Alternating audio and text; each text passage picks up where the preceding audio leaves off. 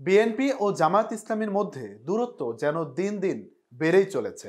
সর্বশেষ এর প্রকাশ দেখা গেল জামায়াত ইসলামীর আমির ডাক্তার শফিকুর রহমানের বক্তৃতায়। বিএনপিকে ইঙ্গিত করে তিনি বলেছেন, নিজেদের অতীতের দিকে তাকান, ভালো করলে জনগণ আপনাদের আবারও বেছে নেবে। কথাটি তিনি বলেছেন রাজধানীর মিরপুরে মণিপুর স্কুল অ্যান্ড কলেজ মাঠে মিরপুর পূর্ব থানা জামায়াত ইসলামীর এক অনুষ্ঠানে। কোনো কারণ ছাড়া হঠাৎ করেই কি জামায়াত ইসলামীর আমির বিএনপিকে ইঙ্গিত করে এমন কটাক্ষ করলেন? নিশ্চয়ই না, কারণ বিগত কিছুদিন ধরে এক সময়ের মিত্র দল দুটির মধ্যে টানাপোড়েন।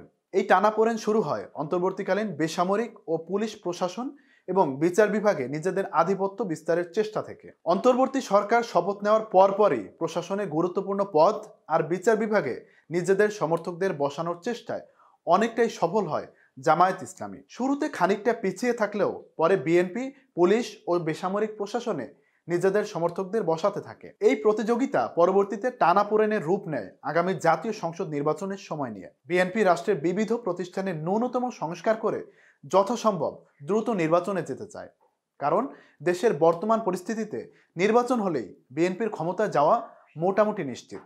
দ্রুত অন্তর্বর্তী সরকারের বদলে নিজেদের পূর্ণাঙ্গভাবে ক্ষমতায় দেখতে চায় বিএনপি।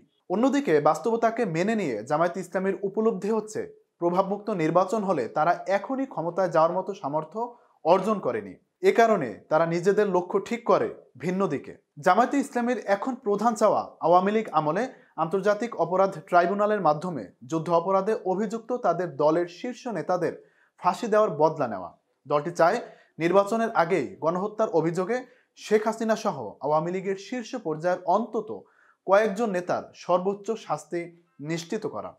কিন্তু বিচার প্রক্রিয়া একটি সময় সাপেক্ষ বিষয়, তাই আন্তর্জাতিক অপরাধ ট্রাইব্যুনালে বিচার কাজ শেষ হওয়ার আগেই নির্বাচনে বিএনপি ক্ষমতায় এলে তখন আওয়ামী লীগের শীর্ষ নেতাদের শাস্তি নিয়ে বিএনপি সরকারের অবস্থান ভিন্ন রকমও হতে পারে।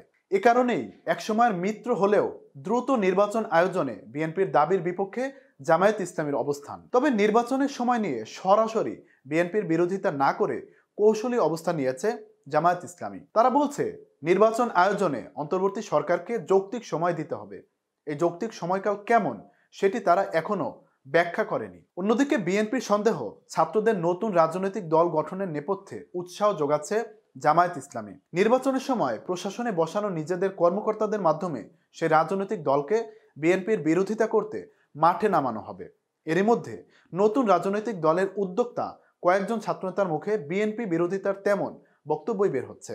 বিএনপি তার আপাত বিরোধী দল জামায়াত ইসলামী সহ অন্যান্য পুরনো ও নতুন দলগুলোকে সংগঠিত হওয়ার সুযোগ দিতে নারাজ। অন্যদিকে বিএনপির বিরুদ্ধে শক্তিশালী বিরোধী জোট তৈরি করে তাদেরকে চাপে রাখার জন্য অনেকটা লম্বা সময় চায় জামায়াত ইসলামী। এ নিয়েই এখন শুরু হয়েছে দুই দলের বাকযুদ্ধ।